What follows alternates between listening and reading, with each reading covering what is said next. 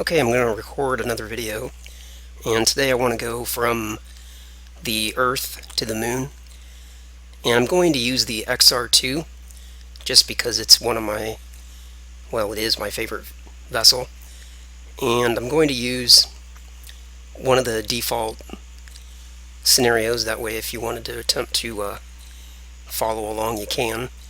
I don't consider this a tutorial so much as me just doing it and explaining my thought process as I go. And if you can glean some information from that, great. If not, then maybe you'll at least enjoy watching. So if you want to follow along, or if you just want to watch, I'm picking the ready for takeoff to ISS scenario, although I'm not going to go to the ISS, but there's no other scenario that's just, in the default folder for just sitting on the ground in the XR2. So I'm going to launch Orbiter.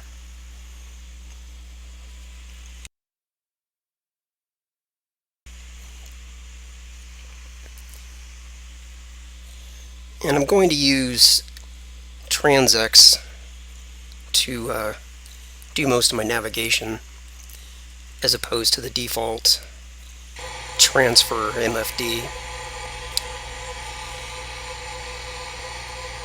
But we'll cross that bridge when we get to it. First thing I'm going to do is bring up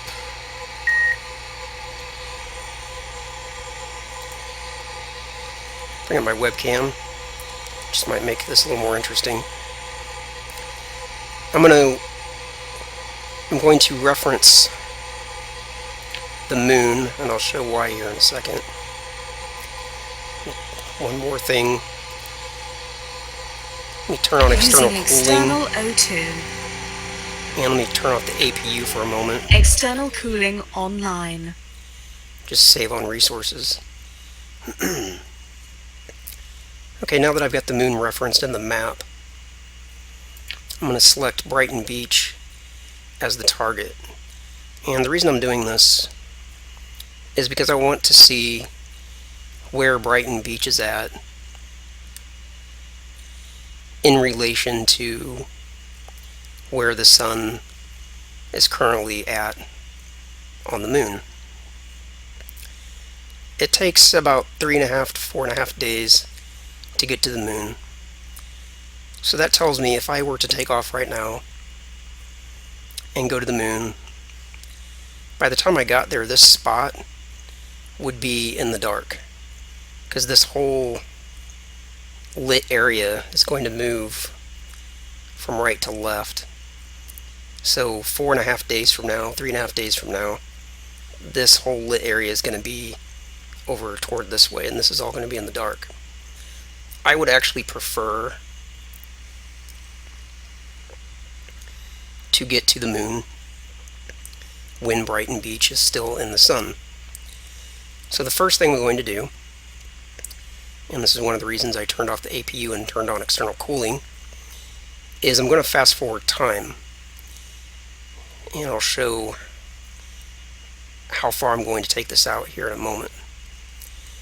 So let's skip ahead, and we can see that this is moving from right to left. And by the way, having the APU off is important, because otherwise I would be wasting a tremendous amount of fuel. So let me speed this up a little more. And we can see this line moving along. And again, it takes 3.5 to 4.5 days to get to the moon. So this is pretty good right here.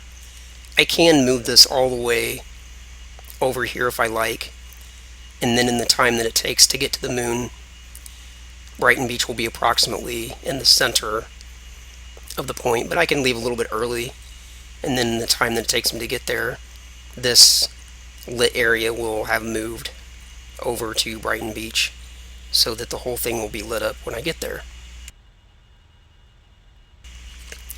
So that's good enough. I'm done with that part. The next thing I want to do is bring up the aligned plane MFD, and I'm going to select the moon as the target.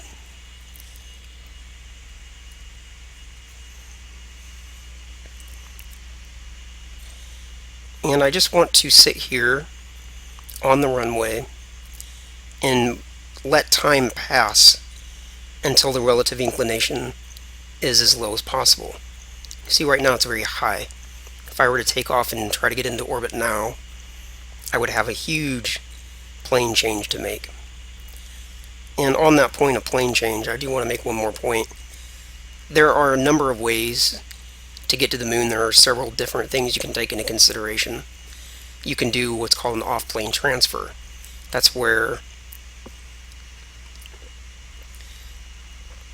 you have a relatively large amount of difference in relative inclination, and you can still get to the moon anyway. In order to keep this particular video more simplified, I'm going to do things more procedural, a little more basic, a little more simple. So I'm not going to worry about things like off-plane transfers. So now I'm just going to fast forward time again and watch for the relative inclination to get to the lowest point. There are a couple of indications that you can look for that'll help you know whether just one second.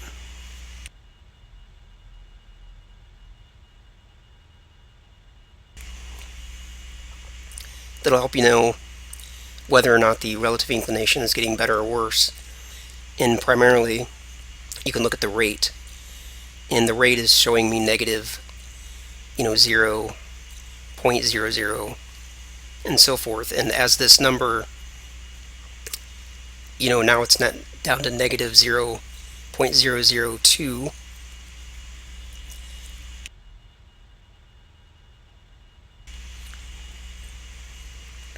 So that tells me the relative inclination is coming down. And I want to make sure that as this continues to go down, once the rate changes to negative 0.000, then I know that the relative inclination is no longer going to keep counting down, and it's going to start counting back up again if I don't stop the time from accelerating. The other thing you can kind of look at, as you can see, the ascending node over here and the descending node over here, and this positional indicator pointer, not actually sure what the P stands for, this will start to swing toward a 90-degree angle when the relative inclination is as low as it's going to get. So that's another indicator to look for. So let me go ahead and speed up time again. And you can see this is starting to straighten out.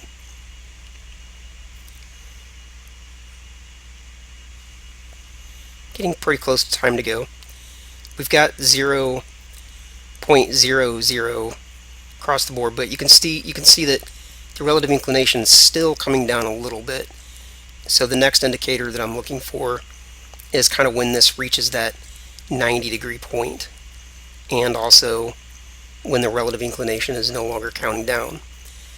And this will also, the rate will change from negative 0 across the board, it'll change to positive 0. As soon as that happens, it is time to go.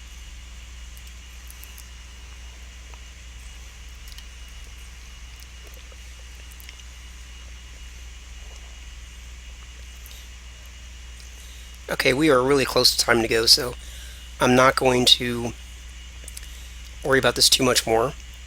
I'm going to start my preparations, turn the APU back on, turn surface controls on. Using onboard O2. Turn on, or rather turn off the external cooling.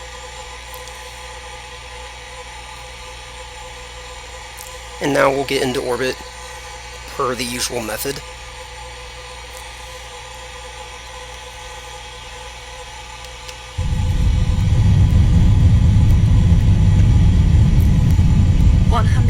knots.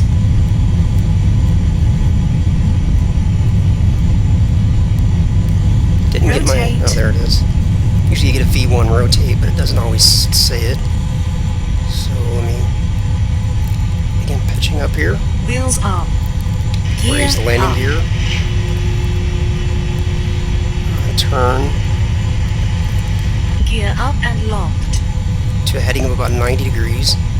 And I'm also watching the relative inclination indicator that'll let me know the best heading, but it'll be approximately 90 degrees. Go back to full.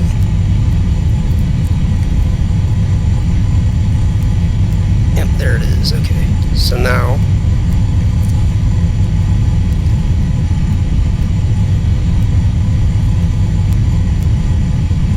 before I start my aggressive climb, I just want to make sure that I get the rate down to 0. There it is. Now I should be able to hold it really close to this point. So now I'm going to pitch up.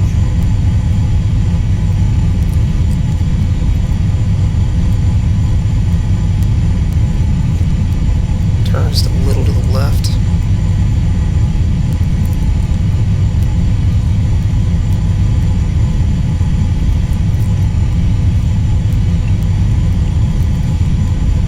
And in the XR2, it's ideal to use the scram engine fuel, or else it's a waste. So at around, I think around 15 kilometers, I'm not actually sure what the ideal ascent profile is, but usually I try to level off at around 15 kilometers. And then when you get to about Mach 3.5, turn on the scram engines and shut off the main. Mach 2. Turn a little to the left because I can see my relative inclination.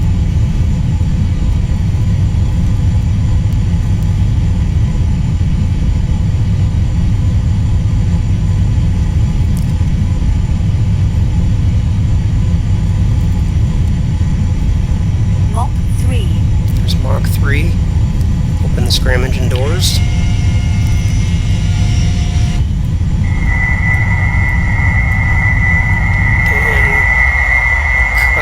Main.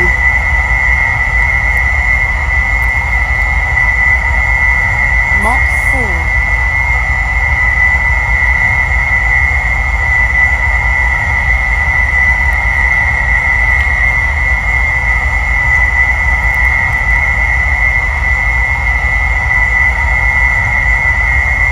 Mach 5.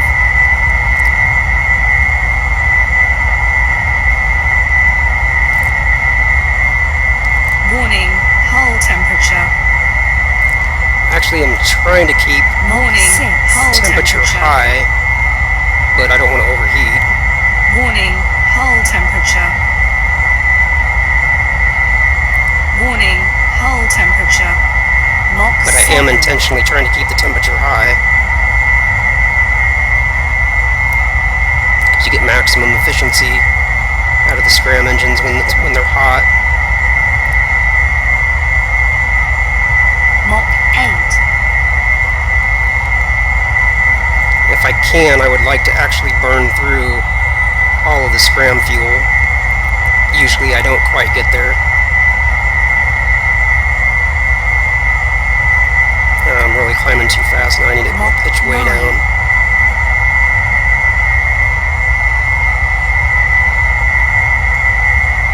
So my relative inclination's holding steady, that's good.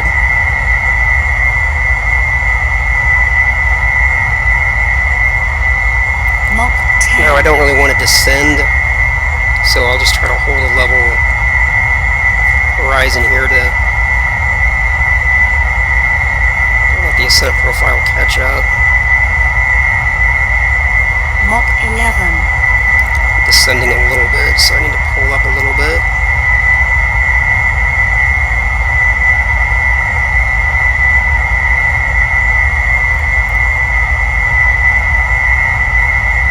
Mach 12.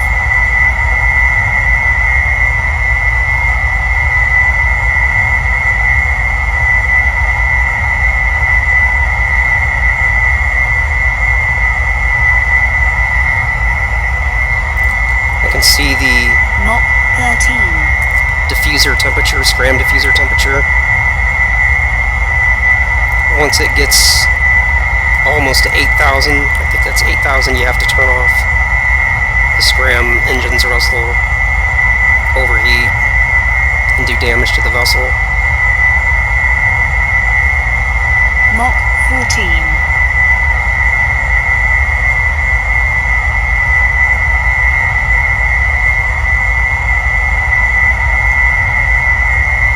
I am using a joystick, by the way. I really prefer I used to do all my orbiter flying with the keyboard, and for the most part it's fine, but I do prefer atmospheric flight with a joystick. It just feels a lot better.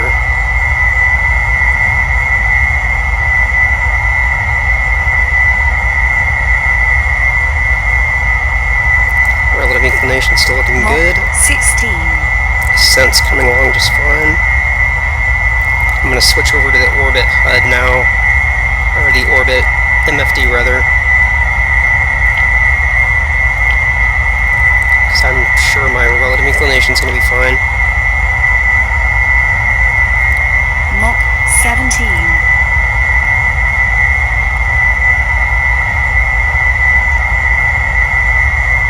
Start pitching up just a little bit more. Diffuser temperature starting to get up there. Mach 18. Almost ran the scram fuel out. Time to apoapsis is 23 seconds. That's a good number. Warning, scram fuel low. That's fine. Hopefully I'll run it all the way out. Mach 19.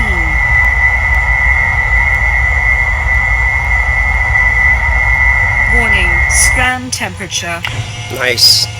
Was able to use all the scram fuel. Switching back over to main to complete the ride to orbit. Mach 20. Watching the time to apoapsis. It's now 60 seconds. Pitch down a little bit. Mach 21.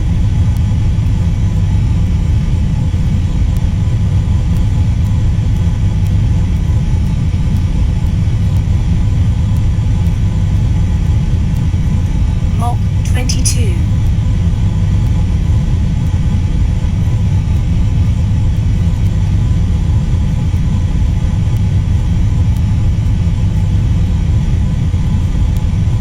Mach 23.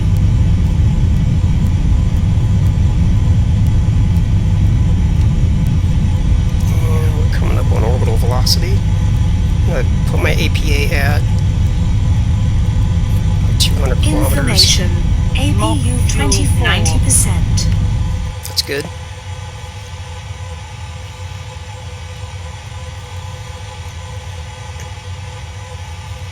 Okay, now for now, I'm still low enough in the atmosphere that I'm getting quite a bit of drag. That's okay. I'm just gonna let myself stay at this ascending attitude. Give it a little more main. Bump the APA back up to 200.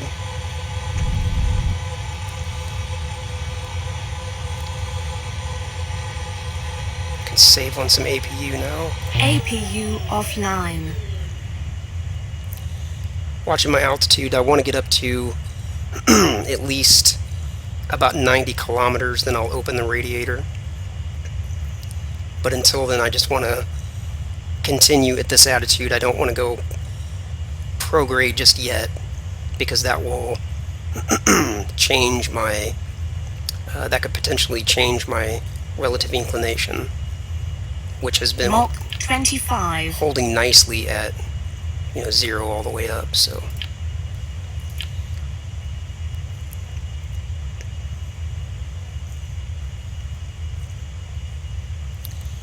okay, I'm done with the joystick, so let me set it to the side.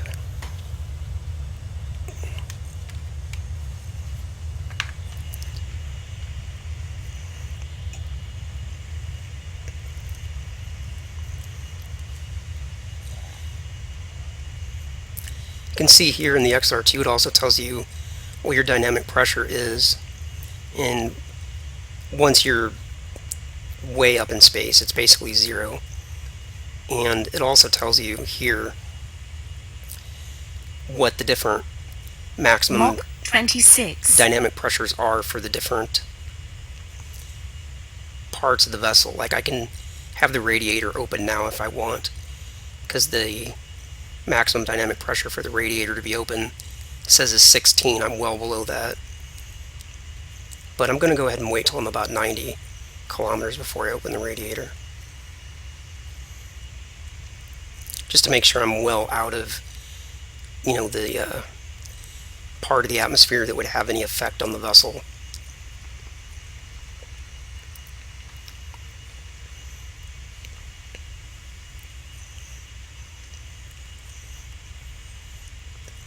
I suppose I can actually press Control Mach F2, 27 plus. bring this up to 3 times.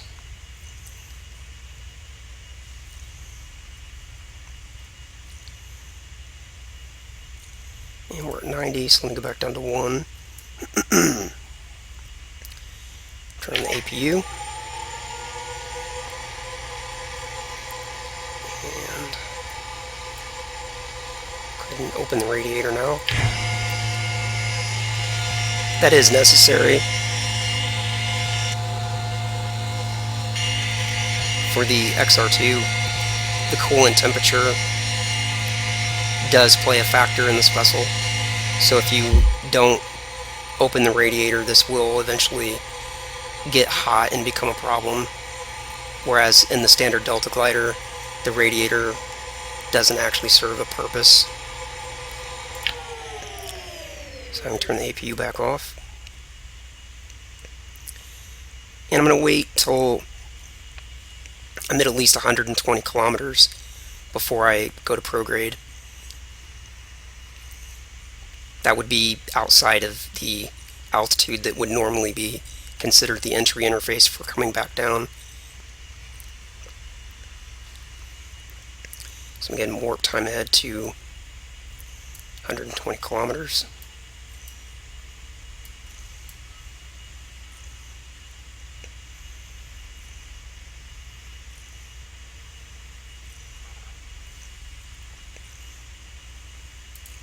Okay. Go to prograde and begin planning a trip to the moon now. Switch over to the orbit HUD. Get a different color now that I'm out of the atmosphere. Go with the standard green, I guess. Now there's a couple things to take into consideration.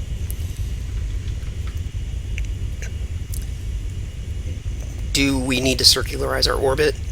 We may not necessarily have to, if we can actually do our translunar injection burn prior to reaching apoapsis. Then technically we don't even need to circularize our orbit. But just to keep things a little more simple, I think I will go ahead and circularize the orbit, because I think most people will be used to that method. And I can also bring up the align plane MFD and see that I'm 560 some odd seconds away from reaching the descending node. That'll be my opportunity to bring my relative inclination down to 0. And I'm going to go ahead and take advantage of that. Again, there is the possibility of doing off-plane transfers, but in this example, I'm not going to do that. Check the orbit MFD one more time. Apoapsis is 900 seconds away, so I've got time to take care of the relative inclination first. Some warp time ahead. And in case you don't know, the time to the descending node is here, Tn, time to node. And when this number is approximately half of these values, that's when you're going to fire your engines. So this, let's call this 40.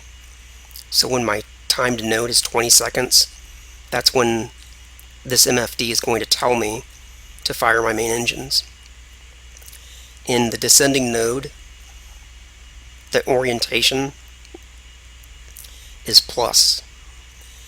And the memory trick that I always use for remembering that is the ascending node or ascending node is anti-normal. You know, anti, think of minus, anti, minus. So then the descending node is just the other one.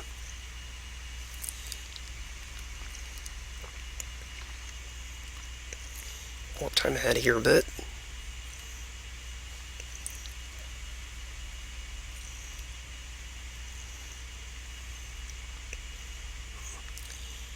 Go ahead and switch.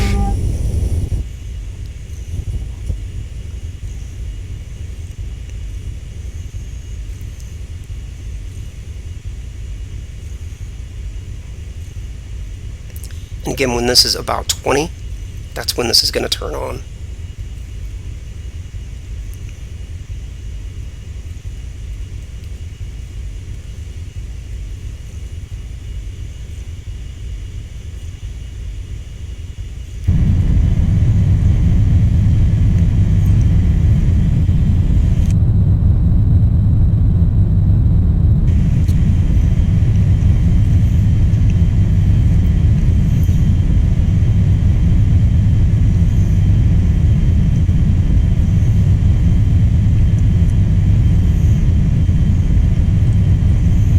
I'm just watching the relative inclination. I want to bring it all the way down to 0.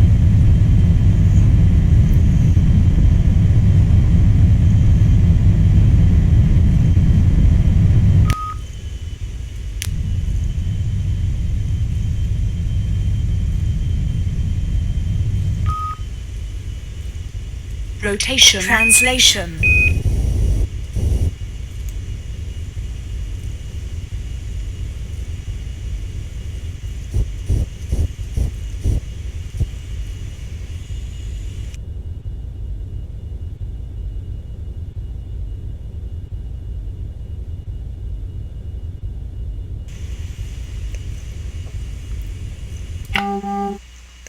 Once the relative inclination is down to 0, then we're pretty good. And you always want to use translation thrusters there at the end so that you don't overshoot. And I also look at these values to try to bring those down to 0.00 as well, but primarily just as long as the relative inclination is 0, that's all I worry about. I don't worry about getting these exactly to 0. But when this reaches 0 and I see these values still going down, I'll continue to use a little bit of translation until these are as low as I feel that they're going to go. But then again, once this reaches almost a right angle, if you continue burning beyond that point, your relative inclination is actually going to go up. So stop burning. I'll bring back the orbit MFD. Next priority, going to be circularize the orbit.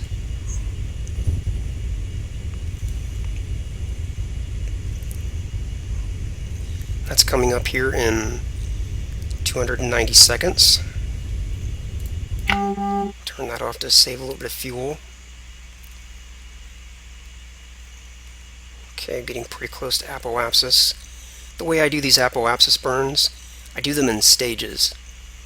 So I will burn when the apoapsis is, say, 20 seconds, and I will bring the PEA up as high as I can, but as I do that burn, the apoapsis value is going to continue to increase. So then I will back off the apoapsis, or rather back off the burn, and wait for this number to count down a little bit again, because the most efficient time to do this burn is when this is 0, technically. But you don't want to wait till it's exactly 0, because the time spent doing the burn will make it go well past the opportunity to complete the orbit circularization.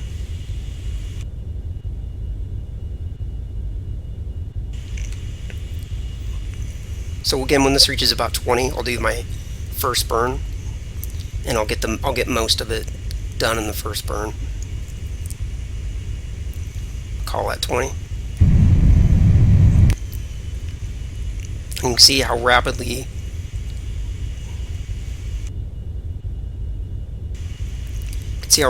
the APT value increased as I did that. I brought it up to 56 kilometers, so this time I'm going to wait till it gets to 10.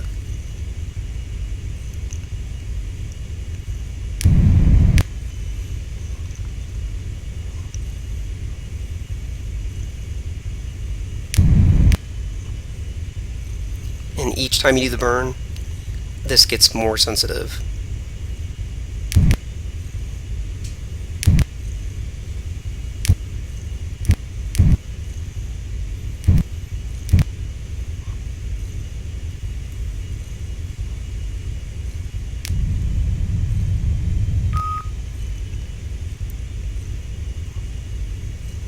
And I want a pretty circular orbit. Doesn't have to be perfect, but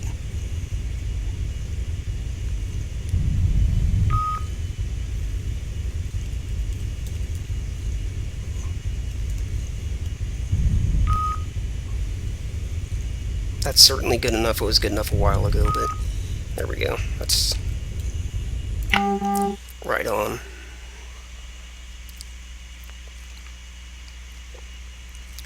Okay. Evaluate the situation. We have the aligned plane. MFD reporting that the relative inclination is all the way to 0. That's good. We have a circular orbit, so we don't have to worry about falling back into the atmosphere. Now we can start using TransX to make our plan for going to the moon. Do one thing here. Let me switch my webcam to something else. That way you can see both MFDs.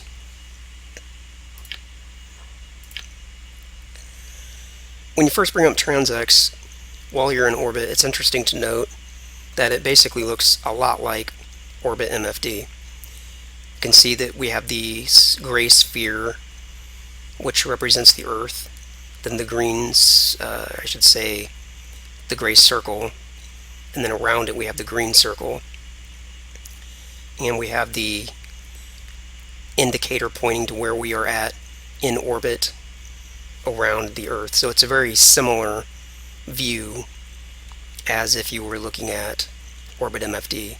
And in fact, several of these values are duplicated over here. You know, the radius. Anyway, so what I want to do first of all is the variable section here. If I click adjust, that's ADJ or AG or minus AG, AJ rather, that will adjust this back and forth. There's only two adjustments to make: planets, moons, or ships. And in this case we want planets, moons, which was the default, so we didn't need to make any adjustment there. Also, if you click VW, it'll switch back and forth between setup and maneuver. For now, we just want the setup, we want the default. But I'm just trying to explain a little bit about TransX in case you're very new to it. So to get to the moon, first thing I'm going to do here, simply click ++, and that will bring up the target of the moon. And you'll notice when I did that, the view shifted radically. It's like, whoa, what happened? First we're looking at this, which is comprehensible when you're comparing it to the orbit MFT. But then you click ++ and you're thinking, what happened? What's going on? Well, here's what happened.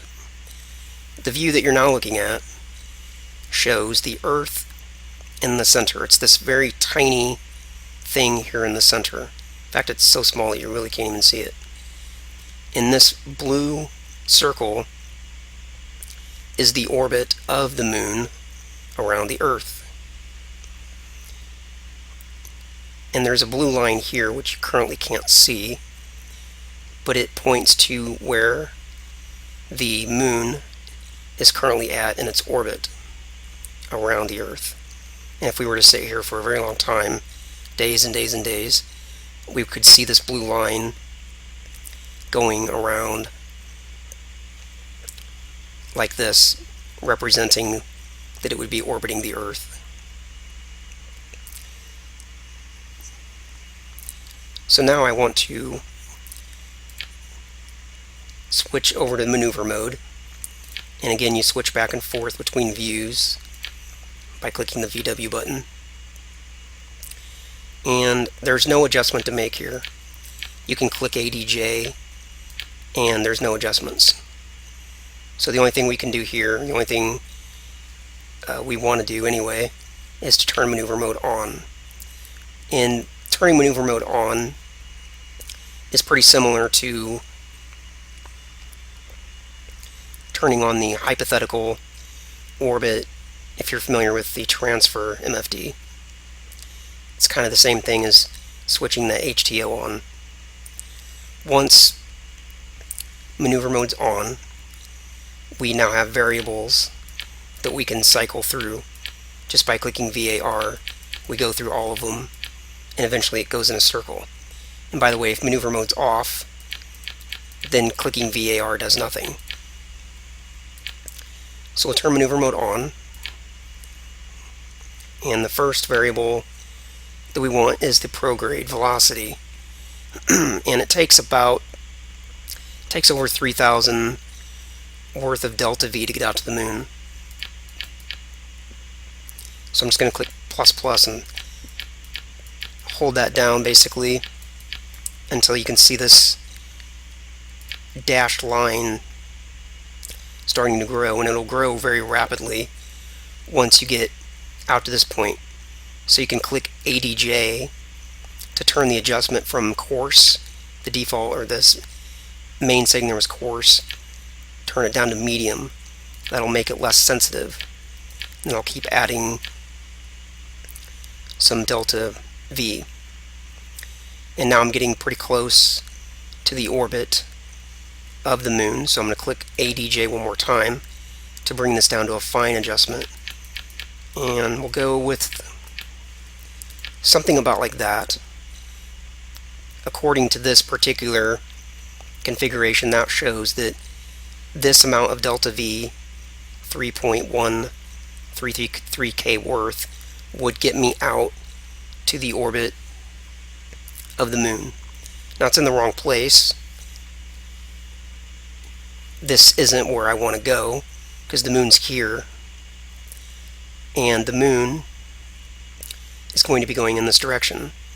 So it would be very silly of me to try to go out this way. What I need to do is shift this part forward in time so that it matches where the moon is going to be in approximately 3.5 to 4.5 days.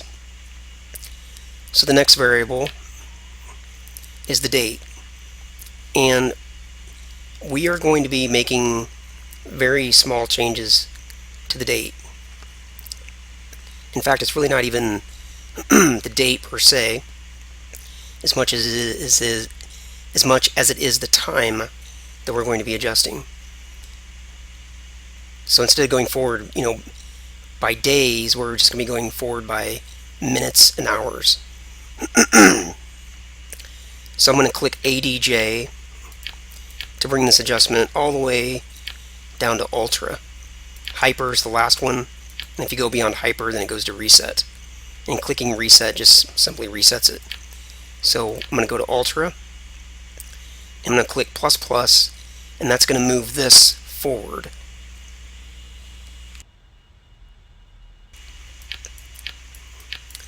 And by the way, as I'm clicking ++ and moving this forward, you can see the closest approach to the moon is coming down.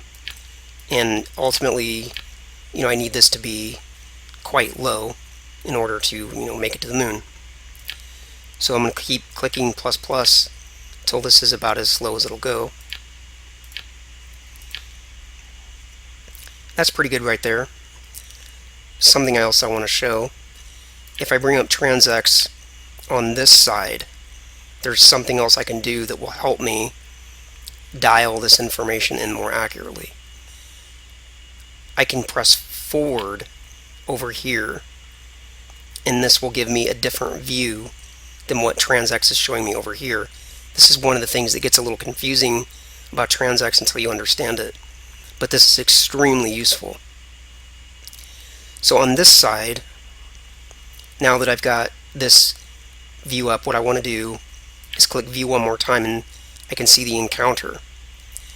And this is showing me that if I did the burn as I've got TransX set up at this point, that I would be coming out to the moon,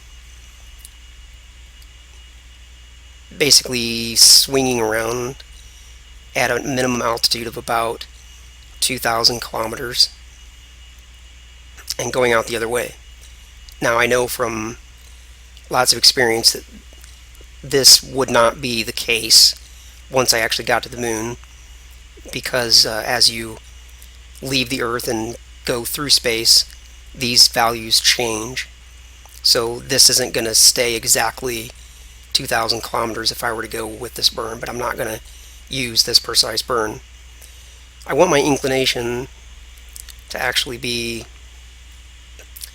this is actually okay. I could either go something along the lines of 0 or at some low number, because the inclination is the direction that you're going to be orbiting the moon, and 0 is basically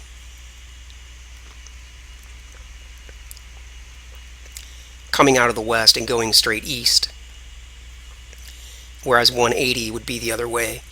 It would be coming out of the east and going straight west. So an inclination of either, something low like 0, 5, 10 is fine, or something like 180, 170, 190, which would be the other direction, would be fine as well.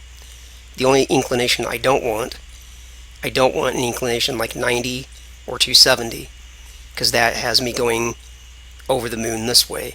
It's a polar orbit, and that would make lining up and landing on Brighton Beach extremely difficult.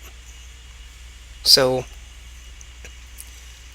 I can kind of continue to use TransX here to dial in the best approach out to the moon. Something to take into consideration is that I can use this to bring the path really close. The minimum altitude here would be 700 kilometers, and if I continue to play with this, here I've got it all the way down to 156 kilometers. That might seem great, because you might think, well, that's really close to the surface of the moon, so let me go with that. The only problem is, like I said, as you leave the Earth's gravitational influence and go out toward the moon, these numbers are going to change radically by at least 1,000 kilometers. So I wouldn't worry about trying to get this exactly at the altitude that you ultimately want to be at when you get to the moon, because if I set this at, say, 25 kilometers now, that's the altitude that I want to be at when I get to the moon, it's not going to hold once I actually do the TLI burn and then coast through space. It's going to be way off from that. So I think a good minimum altitude is 1,000 kilometers, and then if it goes down a little bit, which it very well may, that'll bring you closer to the surface. And if it happens to go up a little bit, well, then you have to do the correction in the other direction. But the point is just trying to get the altitude figured out at this point is very challenging. It's not impossible, by the way, but it is challenging. So I'm happy with this inclination. Like I said, either something low like 0, 5, 10 is fine, or something around the neighborhood of 180. And I'm going to go ahead and bring this adjustment back out towards closer to 1,000 kilometers. And I'm doing that just by adjusting a little bit of date.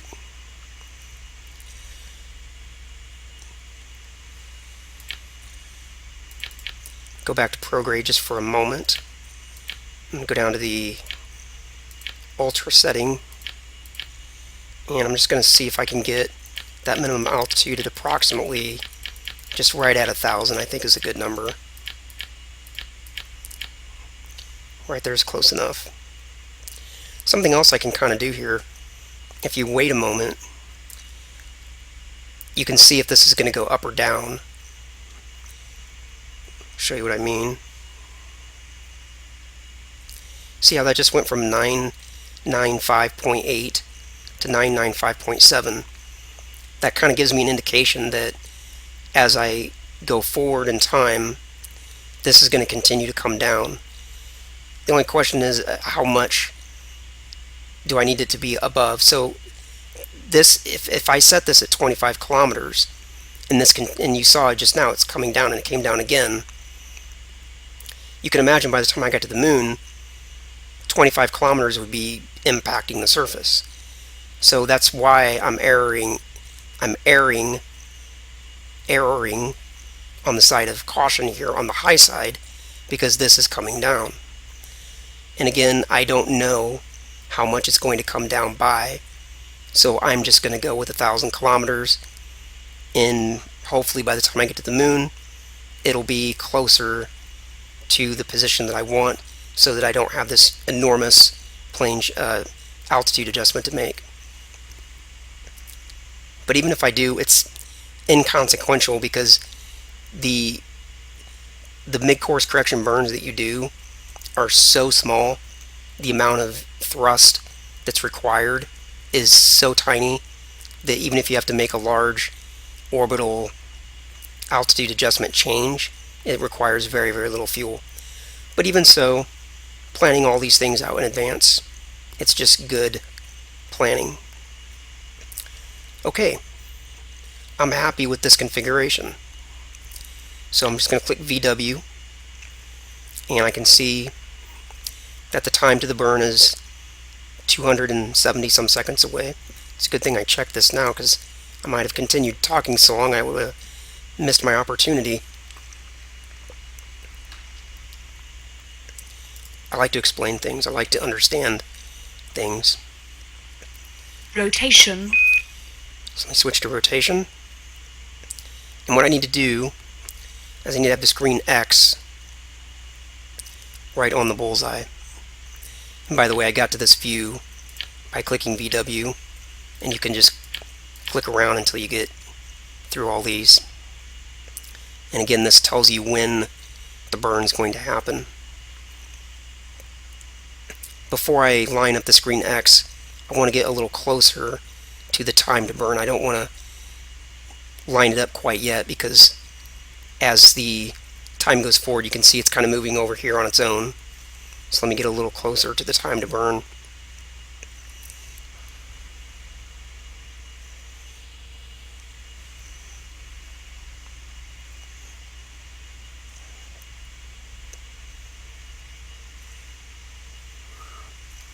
Okay, it's close enough. Orient the vessel.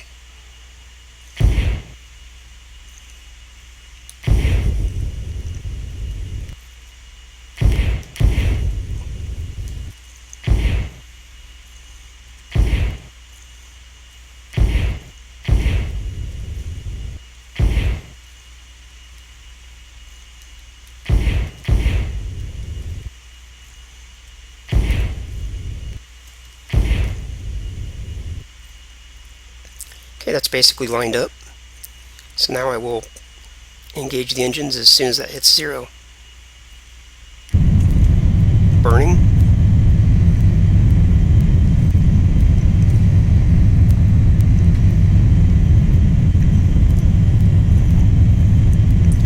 And if you kind of take a mental note of this information, 994 kilometers, 5 inclination. After this burn's done and I turn maneuver mode off, this information will get updated based on what happened as a result of this burn. Right now, this information is not updating in real time because maneuver mode is on, but once this burn is complete and maneuver mode is off, this information will instantly get updated, and it'll change. It'll be different than what it is now. It could be drastically different in some cases, depending on how poorly executed your burn was, which is another reason why it doesn't do any good to try to get this stuff exactly where you want it right now. You just need to get in the proverbial ballpark.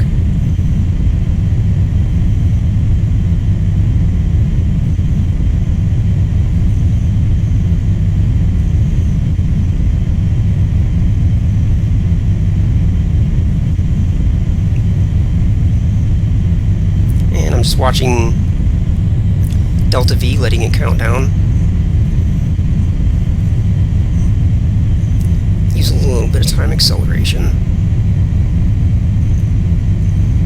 It's enough.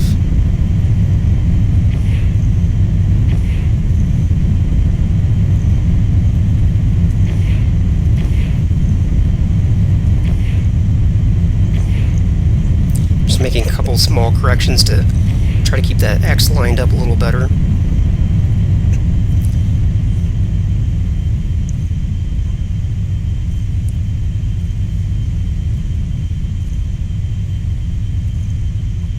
And bringing down the main engine thrust so I don't overshoot. Really easy to overshoot if you're not careful. And now I need to line the X up. And I've got just a little bit more delta V to go.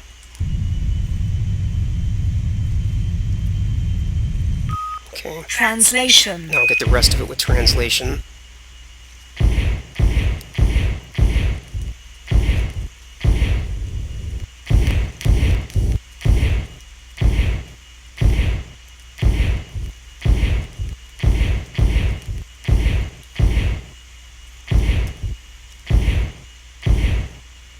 That's pretty good. Anything 0.00, you don't have to worry about these last few digits. It's a very small amount. So now I'm going to click VW to get back over to the maneuver. And again, watch over here. Let me go through these variables. As soon as I turn maneuver mode off, this is all going to update. There it is. So you can see after the burn was done, relative inclination held pretty close.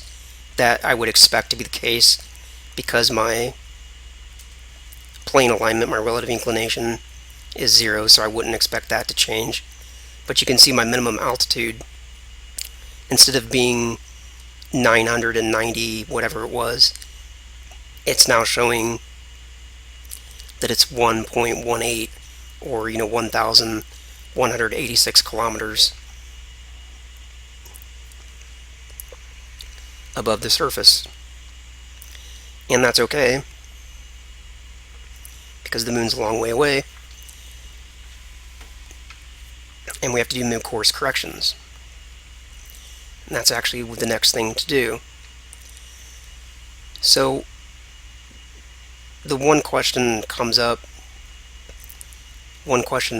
is when to do the midcourse corrections. The first midcourse correction, if you're using TransX, and this doesn't apply, by the way, if you're using transfer MFD, but if you're using TransX, the best time to do the first midcourse correction is when Earth's gravitational influence, which is indicated here in the orbit MFD, when this drops below 50 or 0.50, when that happens, this will turn from green to red, and when it turns red, that indicates that the Earth is no longer the dominating source of gravity for your vessel. It turns out that it'll be the sun at that point. But that position, when you're far enough away from the Earth for its gravity to no longer be the strongest source of influence, that's the best time to do your first mid-course correction. So the easiest way to get to that point is to simply use a little bit of time acceleration.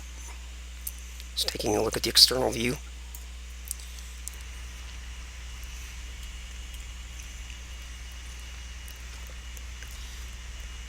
And while we are going out toward the point of the mid-course correction, it can be good to pay attention to what's happening with the minimum altitude. Is it going up or is it going down?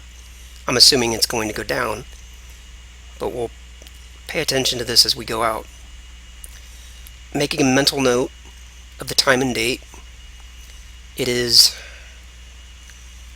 Saturday. Let me go ahead and write this down. Usually I would just do this in a notepad file, but I don't want to switch out of Orbiter since I'm recording. I just like to make a note of the date and time just so I know, how long it took. Saturday, March 31 at 00, call it 40. And we can also see here in the mission elapsed timer that we had wheels up from Cape Canaveral a little over an hour ago.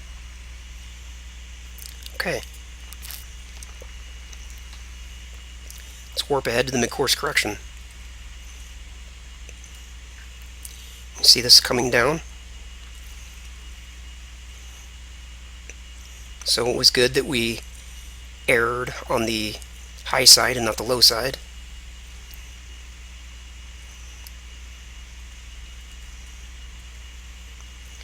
See over here, that just turned red. So that now indicates that the Earth is no longer the dominating influence, and that is also indicated here. The vessel automatically updates the HUD, the heads-up display. It now shows the orbit as the Sun. So now I'm going to bring up Map MFD, and I'm going to set that to no orbit. Still have the Brighton Beach as the target. Change that orbit plane. So for this mid-course correction, I can already start thinking about my lineup with Brighton Beach.